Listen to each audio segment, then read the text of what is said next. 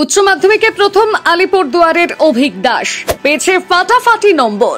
সবাইকে পেছনে ফেলে এগিয়ে আছে এই পড়ুয়া।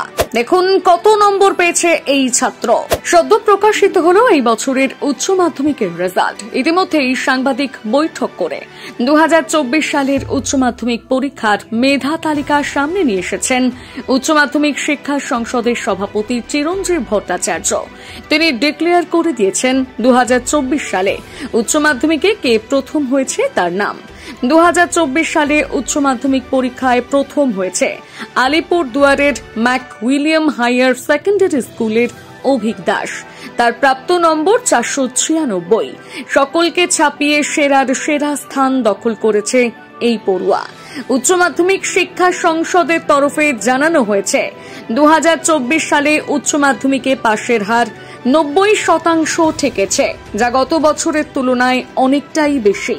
গত বছর পাশের হার ছিল 89.25%, আর এই বছর মেধা তালিকায় স্থান পেয়েছে 15টি জেলার 58 জন পড়ুয়া। অন্যদিকে গতবার প্রথম 10-এ ঠাঁই পেয়েছিল 87 জন পড়ুয়া। গত বছরেও প্রথম স্থান অধিকারীর নম্বর ছিল 496।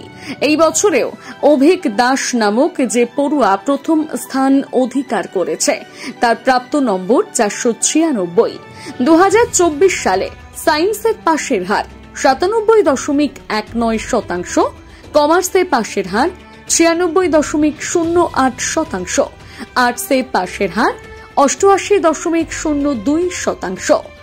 2024 সালের উচ্চ মাধ্যমিক পরীক্ষায় দ্বিতীয় স্থান অধিকার করেছে সৌম্যদীপ সাহা, নরেন্দ্রপুরের রামকৃষ্ণ মিশনের ছাত্র। তার প্রাপ্ত নম্বর 495। আর তৃতীয় স্থান অধিকার করেছে মালদার রামকৃষ্ণ বিবেকানন্দ বিদ্যা মন্দিরের ছাত্র অভিষেক গুপ্তাও, যার প্রাপ্ত নম্বর 494।